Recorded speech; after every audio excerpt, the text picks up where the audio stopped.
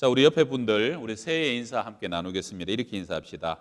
복음 안에서 새해 복 많이 받으세요.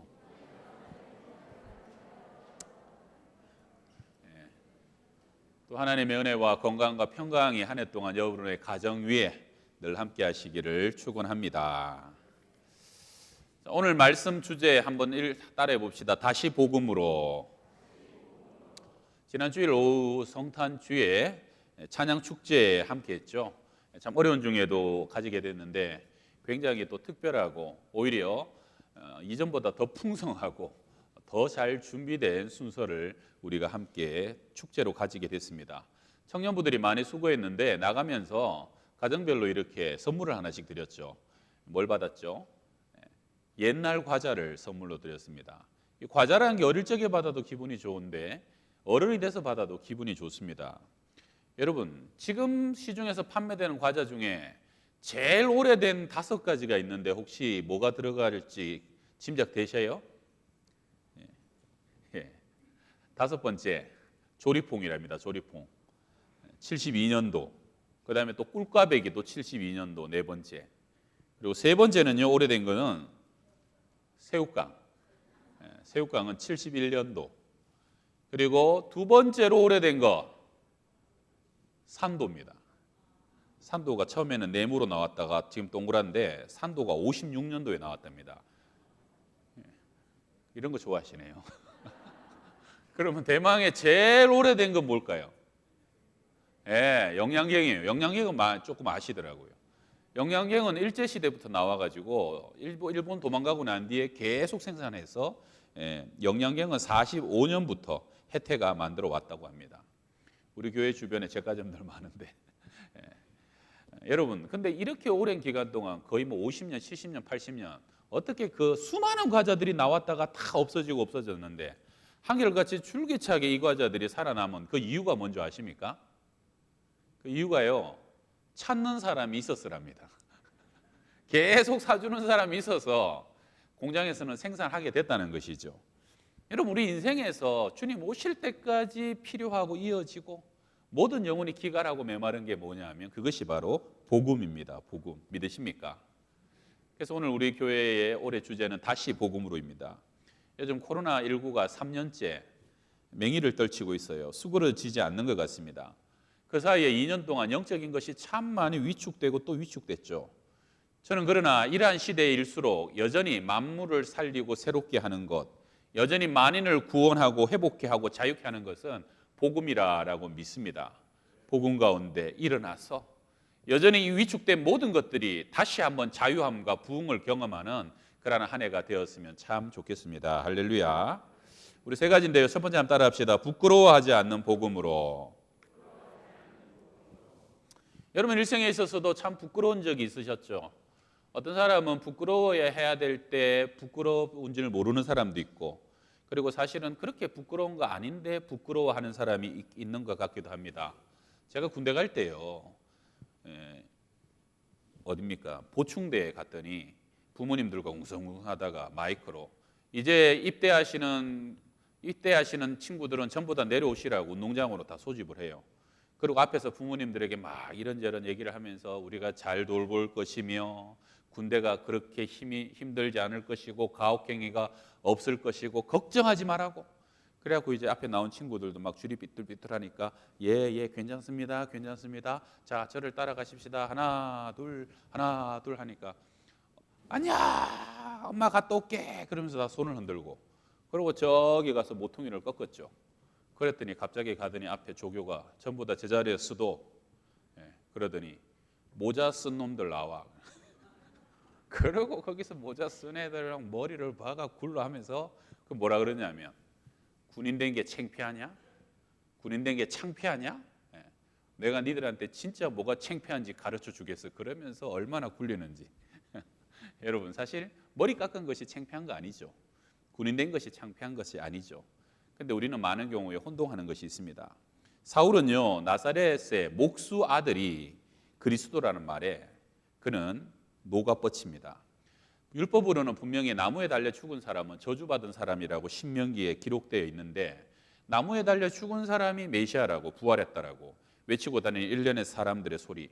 자기는 사실은 그 메시아를 위해서 평생을 달려왔던 사람이고 평생을 기다렸던 사람인데 그 메시아관을 그렇게 훼손하는 것을 참을 수가 없어서 사실은 그 당시에 십자가에 달려 죽었다는 것은요, 실오라기 하나 걸치지 않고 가장 비참하고 수치스럽게 죽는 사건입니다. 그래서 어떠한 사건보다 수치스러운 사건을 메시아라고 하는 것을 참을 수가 없었던 것이죠. 그것은 부끄러운 사건이었던 거예요. 그런데 반면에 그 당시에 자랑은 따로 있었습니다. 사도 바울은 스스로가 자신을 자랑하길 나의 출신은 히브리인 중에 히브리인이다. 내가 가말리엘 문화에서 최고의 학벌을 가졌고 율법으로는 의롭고 완전한 자였으며 로마 시민권자. 그 당시에 모든 사람이 최고의 로망을 가지는 로마 시민권자였다는 것이죠. 그런데 사도 바울이 어느 날 다메섹으로 가던 길에 그는 큰 빛 중에 예수님을 만나게 되죠. 그리고 그는 눈이 멀게지면서 그 자리에서 꼬꾸라져 버리게 됩니다. 사흘을 식음을 전폐하게 되고요. 주님이 보내신 아나니아를 통해서 안수하고 다시 눈을 회복하게 되죠. 그때 눈에서 비늘이 쑥 하고 벗겨집니다. 그는 비늘이 벗겨진 눈으로 만물을 비로소 밝히 보게 되었는데요. 여러분, 그리고 놀라운 일이 벌어집니다. 이전에 그가 그토록 자랑스럽게 생각했던 것은 전부 다 배설물 같고 분토 같은 것으로 보기 시작하고요. 그가 이전에 정말로 자랑하지 못할 십자가를 자랑하기 시작합니다. 그러나 내게는 우리 주 예수 그리스도의 십자가 외에는 결코 자랑할 것이 없으니 이것이 사도 바울의 평생의 자랑이 되고 삶의 목적이 되게 되는 것이죠. 여러분, 마귀는요, 오늘날도 내가 자랑해야 할 것이 무엇인지 부끄러워해야 될 것이 무엇인지 뒤바뀌어 놔버립니다.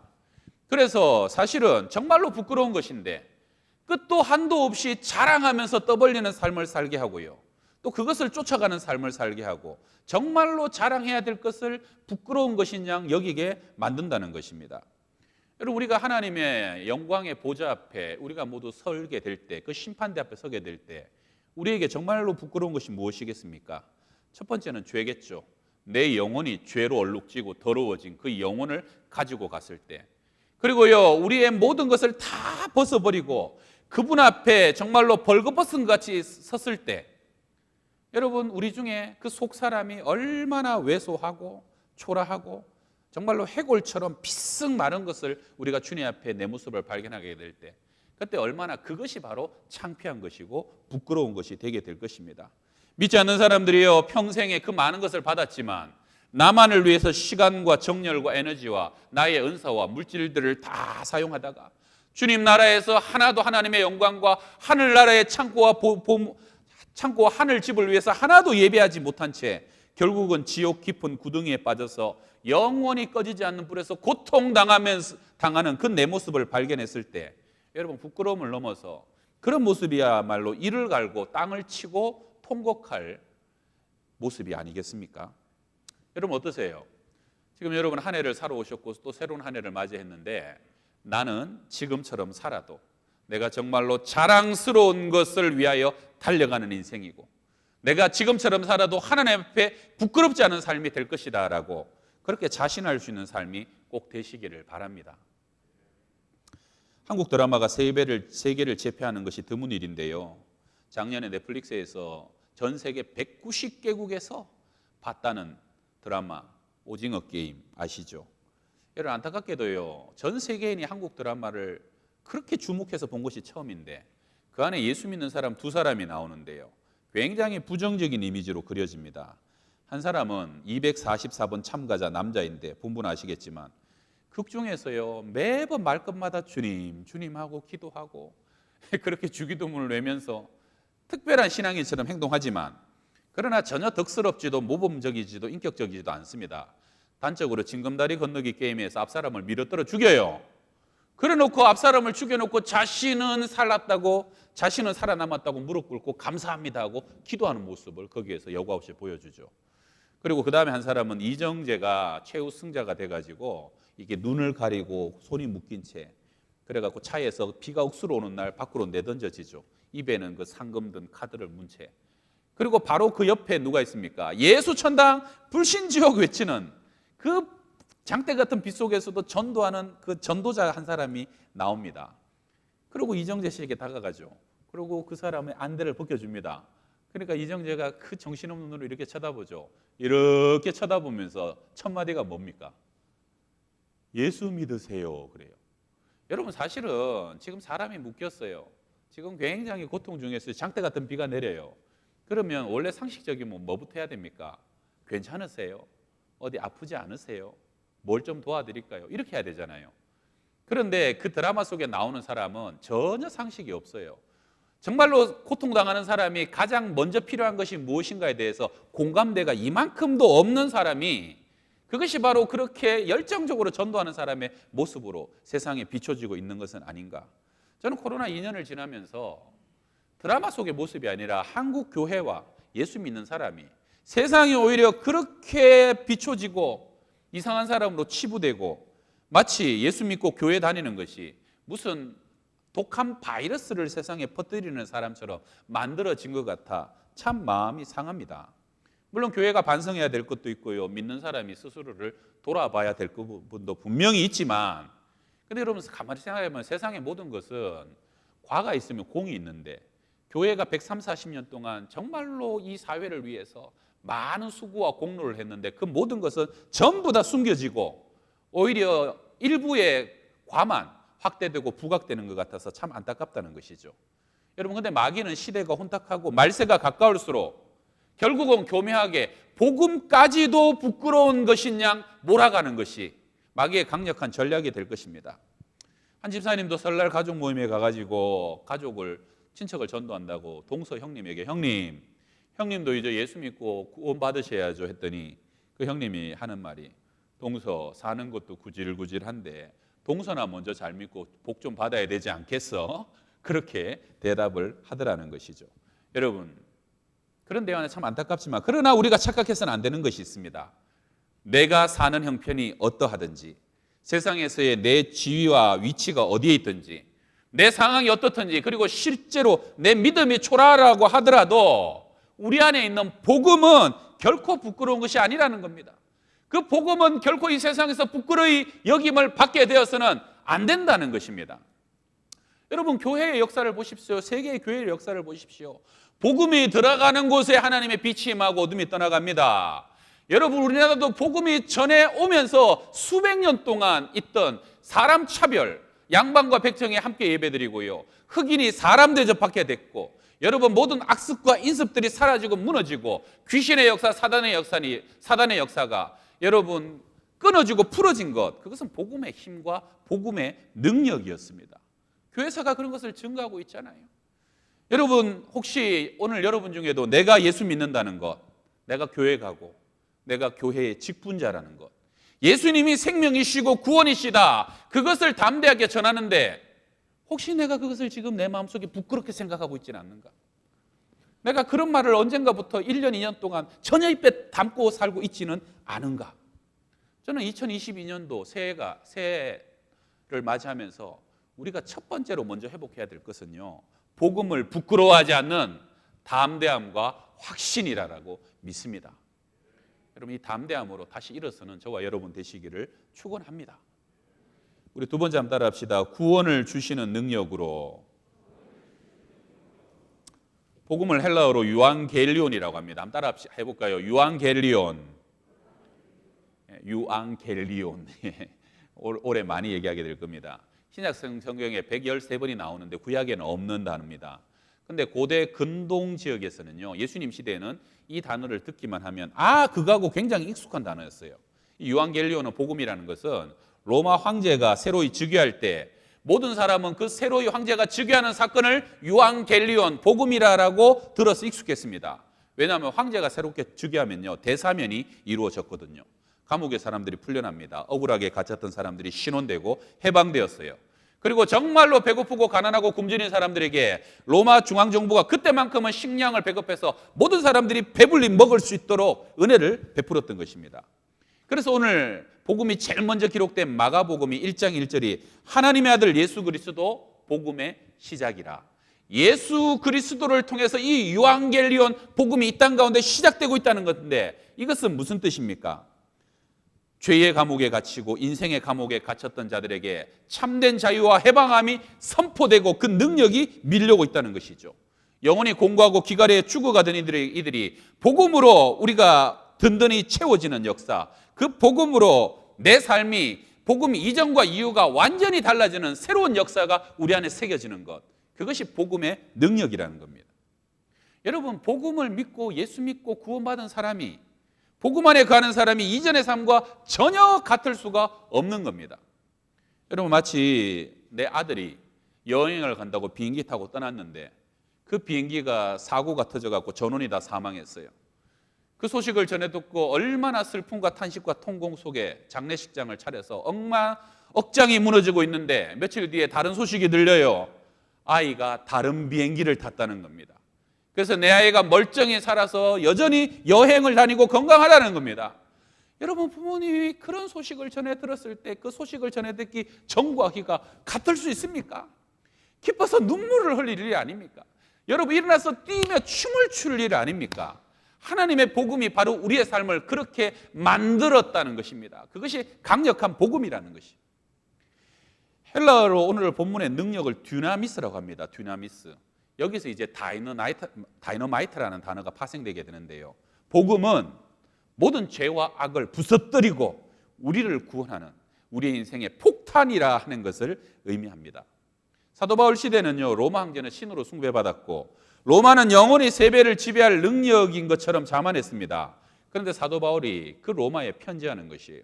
황제가 있고 가장 강한 힘이 있는 그 로마 한가운데 있는 로마 교회를 향하여 믿음의 형제들이여 하고 담대히 선포하는 것이 뭡니까? 오늘 16절 말씀을 한번 같이 읽어봅시다. 내가 복음을 부끄러워하지 아니하노니 이 복음은 모든 믿는 자에게 구원을 주시는 하나님의 능력이 됨이라. 먼저는 유대인에게요, 그리고 헬라인에게로다. 아멘. 태양이 방출하는 에너지를요 1초만 전부 다 정확히 모으면요 전 세계에 있는 사람이 100년을 쓰고도 남는 에너지가 된다고 합니다. 엄청난 양이죠. 만약 예수님께서 십자가 위에 설리신 보혈의 능력을 우리가 정말 온전히 부여잡고 온전히 믿기만 한다면, 의심치 않는다면, 그 능력을 온전히 의지한다면 복음은 모든 믿는 자, 천하 만민 누구에게나 믿는 모든 자에게, 유대인이나 헬라인이나 온 천하 백성들을 구원하고도 남는 능력이 있다는 것을 믿으시길 바랍니다. 제가 20년쯤 전에 중국 심천이라는 곳에 청년들과 단기 선교를 갔을 때가 있는데요. 그때 심천은 외국 사람이 들어와서 공장을 세워서 사업할 수 있는 곳, 그래서 그 안에서만큼은 복음을 어느 정도 자유롭게 전할 수 있었던 곳이었습니다. 싱가포르에 있는 의사들이 한 팀이 대여섯 명이 들어왔고요. 의사 간호사가. 그리고 그 심천의 한인교회 청년들이 한 팀, 그리고 제가 섬기는 그 교회의 청년들이 한 팀으로 해가지고 사흘간 사역을 하는데 그 공장 안에 공원이 3,000명이에요. 그 3,000명을 밤에는 공연도 하고 낮에는 의료 선교를 하는데요. 방을 4개를 만들어 놔가지고 첫 번째 방에는 줄지어 오는 사람들을 환영하고 영접해요. 축복성도 불러주고 그들에게 사탕 같은 것도 나눠주고 하면서 그들을 대기할 수 있도록. 그리고 두 번째 방에 딱 들어가면 의사 간호사들이 진찰을 하는 거예요. 오래 걸리잖아요. 거기 사람들이요, 심천이라는 곳이 3년 5년밖에 못 머무는데요. 근데 다른 데보다 거의 10배를 번다는 거예요. 그래봐야 한국 돈 10만 원밖에 안 되지만, 그래서 이 사람들이요 더 많이 벌려고 15시간, 18시간을 일하고 병원이고 뭐고 그냥 일만 한다는 거예요. 있는 동안은. 그러다 보니까 위장병 걸리고 잔병이 걸리는데 약만 가져가도 거의 다 낫는 병. 두 번째 방에서 딱 진찰을 하고 세 번째 방에 가게 되면 12개의 테이블이 있고 거기에 중국말을 잘하는 현지 사역자 12명이 앉아 있어요. 그래서 10분, 15분 동안 복음을 전하는 거예요. 마지막에 영접 기도까지 해주고, 그리고 네 번째 방에 가게 되면 매니큐어 발라주고 브릿지도 해주고, 그리고 나와야 약을 주니까 이 사람들이 좋든 싫든 전부 다 복음을 들어야만 약을 받아 갈 수 있는 그런 구조인 거예요. 제가 첫날 그 복음 전하는 방에 배정을 받아가지고 목사님, 들어오는 공원들과 이 사역자들 얼굴을 보시고 잘 매치해 주셔야 구원받는 역사가 더 잘 일어납니다. 그러면서 제가 이렇게 연결해 주는 역할을 했는데, 딱 봐도 그 12명 중에 여자분, 20대 후반대긴 여자분, 바짝 마른 분은 굉장히 예민해 보이는 분이 한 분 계시는데요. 너무 긴장을 하는 거예요. 그래서 제가 한 분을 갖다 줬더니 이분이 보니까 다른 분은 아주 여유 있게 막 전하고 얘기하고 하는데 이분은 그냥 읽어요. 그리고 그걸 막 이렇게 계속 준비하면서 읽는 거예요. 마지막에 기도까지 읽어주고 보내더라고요. 한 분 딱 하고 났는데 두 번째 분을 데려가려고 했더니 목사님 잠깐만요 그러면서 땀을 닦고 심호흡을 하고 저 한 10분만 있다 하면 안 돼요 막 그러면서 굉장히 힘겨워하는 거예요.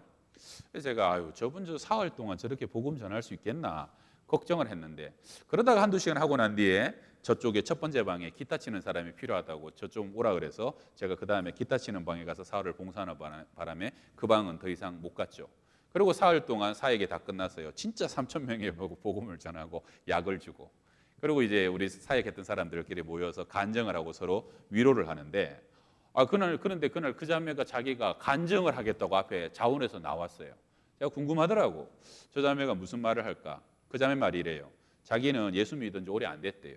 사실은 복음의 능력도 사실은 잘 몰랐는데 목사님이 중국말 잘하니까 제발 한 자리 비니까 앉아서 읽어만 주라고, 수천 명 하려면 사람 하나라도 더 있어야 된다고. 그래서 원치 않았지만 억지로 거기 앉았다는 거예요. 그래서 앉아가지고도 사실은 자기는 불만이었대요. 아니 약 받으러 온 사람들 진짜라고 약이나 줘서 보내지 왜 강제로 그 사람들 이렇게 복음을 듣게 하고, 저 사람들이 지금 돈 벌러 와갖고 시간이 10분 20분이 소중한 사람들인데 이런 걸 기뻐나 하겠냐고, 또 알아나 듣겠냐고 그렇게 생각했는데, 첫날 남자가 앉았더래요. 한참을 하는데. 그래갖고 그분에게 자기가 다 읽어주고 기도까지 끝냈는데, 다른 사람이 일어나서 가는데 가만히 앉아있게 눈을 들어 이렇게 봤더니 자기를 많이 쳐다봐요. 가셔도 된다고, 이제 가셔도 된다고 그랬더니 그분이 정말입니까? 진짜 지금 얘기한 게 사실입니까? 뭘요? 예수란 사람을 믿으면 진짜 내가 구원받고 천국에 갈 수 있습니까? 그렇다고. 정말입니까? 그러면 한 번만 더 읽어주십시오. 한 번만 더 읽어요. 근데 사흘 동안요 그런 사람이 한둘이가 아니었다는 거예요. 한둘이가 아니었다는 거예요. 깜짝 놀랐어요. 나는 이 사람들이 돈 버는 것이 중요하고 돈이 필요한 것 같고 약 받으러 여기 온 것 같은데, 정말로 이 사람들을 한꺼풀만 벗겨보니까 이 사람들 모두에게 진짜 필요한 것은 복음이고 구원이고 하나님의 말씀이더라는 거예요. 사랑하는 우리 양평동교회 성도 여러분, 지금도 이 세상은요 한꺼풀만 벗기면 복음의 능력이 필요합니다. 믿으십니까? 세상에 수많은 것을 따라가지만 정작 그 영혼에 가장 필요한 것은 하나님의 복음이, 그 복음만이 이 눌리고 어렵고 힘겨운 세상을 회복할 수 있는 유일한 능력이라는 것을 믿고 살아가신 한 해가 되시기를 주의 이름으로 축원합니다. 자, 마지막 세 번째 한번 따라합시다. 만민을 향한 믿음으로. 어떤 조각가가요 큰 바위를 막 쪼개고 이렇게 조각해가지고 달려가는 말을 한마디, 말을 완성해놨어요. 얼마나 잘했는지 보기만 해도 그 말이 막 지금 뛰쳐나갈 것처럼 그렇게 훌륭한 작품이에요. 한 사람이 묻습니다. 선생님, 어쩜 이렇게 대단하게 이렇게 조각을 완성하셨습니까? 그 조각가의 대답이 재밌어요. 제 눈에는 처음부터 그 돌 속에, 바위 속에 말이 보였습니다. 그리고 말 같지 않은 것은 다 깎아내버렸죠. 그래. 재밌죠? 말 같지 않은 것을 다 깎아내버렸더니 이렇게 말이 나왔다는 거예요. 여러분, 복음이 정말 복음 되려면 복음을 방해하고 훼손하는 것들을 제거해야 되는데요. 여러분, 성경 안에서 보게 되면 복음을 가장 훼손시키고 변질시키는 것이 뭐냐? 복음이 섹터화되는 겁니다. 특정한 사람 안에서 머물러 버려서 더 이상 확장하지 못하는 것이에요. 예수님이 온 세상을 구원하시기 위해서 예루살렘 성에 입성하시고 십자가 지려고 마지막 일주일 동안 첫 번째로 한 일이 뭡니까? 성전을 정화하는 겁니다. 여러분, 그때 성전을 정화하고 주님께서요 그렇게 온유하신 분이 상을 업고 채찍질을 하시면서 모든 것을 난장판을 만들면서 소리치는 게 뭐예요? 내 집은 만민이 기도하는 집이다. 이방인들이 저 멀리서 와서요 겨우 그 이방인의 뜰이 나는 데서 겨우 예배하고 기도하고 돌아갈 수 있는 유일한 공간인데 거기를 장사시 초굴로 만들어 놔버린 거예요.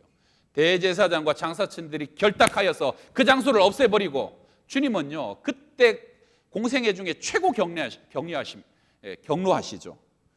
만민이 기도하고 누구나 와서 기도해야 될 이 하나님의 성전을 그렇게 훼손하고 그러한 공간을 나만의 공간으로 만들어버린 것을 주님은 결코 묵과하지 않으셨다는 겁니다. 오늘날도 우리가 주님 앞에 이 신앙생활하면서 꼭 기억해야 될 것이 그것입니다.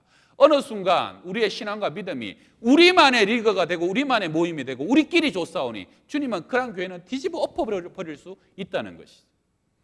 그 다음에 초대교회에 주님이 승천하시고 난 후에 마가 다락방에 성령이 강림하죠. 하루에 3,000명, 5,000명이 회심하고 변화되고요. 엄청난 기적과 역사가 나타납니다.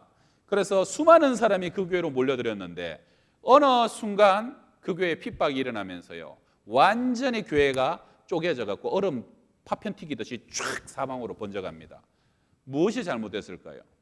그들은 유대인들이 기뻐하고 이상적인 교회를 세웠지만 어느 순간 더 이상 만민과 땅끝을 향해서 퍼져가는 것을 주저하고 있을 때 주님은 스데반의 죽음을 통해서 시작된 핍박을 통해서 그 모든 교인을 사방으로 디아스포라 시키고야 마셨다 하는 겁니다. 여러분, 우리는요 많은 경우에 늘 말하곤 하는 게 있습니다. 전도해야지요, 선교해야지요. 그런데 먼저는 내 믿음부터 온전히 세워놓고 그리고 그 다음에 선교하고 전도하겠습니다. 정말로 그것이 옳은 생각일까요? 여러분, 성경을 보고요, 이번에 우리가 신약개관을 하면서 저는 참 눈이 많이 가는 데가 있었어요. 모두 다 오래 걸리지 않았다는 거예요. 예수님의 제자들, 수제자들은 3년간 훈련받았지만 대부분의 제자들은 2년 남짓 훈련밖에 받지 않고 그들은 사도가 되어서 땅끝을 향해서 복음 전하러 다 흩어졌습니다. 여러분, 바울이 제일 오래 머물렀던 에베소에서도 두란노 소원 딱 2년입니다. 12제자를 세워서 2년간 그들을 말씀으로 양육하고 가르치고 난 이후에 12제자는 소아시아 7교회로 흩어져서 목회자의 삶을 살아야 됐고 그 시대에 교회를 세우는 삶을 살아냈습니다. 바나바가요 바울 데리고 와서 다소에서 바울 데리고 와서 안디옥에서 둘이 환상의 콤비로 같이 목회하고 사역하잖아요. 얼마나 큰 부흥과 많은 사람이 몰려듭니까? 그런데 딱 1년만 사역합니다. 1년 뒤에는 성령께서 두 사람 세워서 선교사로 파송하라. 그리고 그 둘은 안디옥 교회를 떠납니다. 10년 하면 더 좋았을 걸, 20년, 30년 하면 더 좋았을 걸, 왜 주님 꼭 1년입니까? 라고 말할 수도 있겠지만 성도 여러분, 선교와 전도는요 나중에 기다려서 하는 게 아닙니다. 코로나 끝나고 전도해야 될까요? 지금은 어려운 상황이니까 우리 선교는 나중에 하는 것이 맞을까요? 내 믿음부터, 내 가까운 사람부터 다 전도하고 그 다음에 이방 사람들, 또 다른 사람을 전도하는 것이 꼭 하나님의 뜻일까요? 성경은 그렇지 않다라고 분명히 말씀하고 있다는 거예요. 그래서 우리가 이 복음을 향한 마지막 우리의 다짐은 뭡니까? 한번 따라해 봅시다. 만민을 향한 믿음으로. 만민을 향한 믿음으로 땅끝을 향해 나아가야 되고, 여러분, 우리가 지난 2년 동안 저도 참 하나님께 죄송해요. 교회 안에 전도가 멈췄어요. 교회 안에 선도가 스톱됐어요. 어쩔 수 없으니까. 여러분, 저와 똑같은 마음이지 않습니까? 여러분, 2년 동안 정말 담대하게 복음 얼마나 전해보셨어요? 교회 가자라고, 우리 교회 참 좋다고, 예수 믿어야 구원받는다고. 대부분 비슷하실 거예요. 어쩔 수 없다라고. 여러분, 코로나가 앞으로 2, 3년 더 지속된다고 합니다. 최소. 그러면 4, 5년 동안 그 사이에 지옥 가는 사람은 없을까요? 그 사이에 멸망받는 민족은 없을까요? 전도는 때를 얻든지 못 얻든지 감당해야 될 사명이고요. 선교는 우리 주님의 마지막 지상 명령인 것을 우리는 다시 한번 기억해야 됩니다. 교회는 예배해야 되고 교제하고 봉사하고 다 중요하지만 우리 2022년은 다시 주님, 우리가 할 수 있는 만큼이라도 전도하고 다시 선교하겠습니다. 사람을 보내겠습니다. 사람을 세우겠습니다. 그리고 할 수 있다면 우리가 그 자리에 나아가기를 원합니다. 그렇게 고백하면서 일어서시는 우리 저와 여러분들 다 되시기를 부탁드립니다. 기도하겠습니다.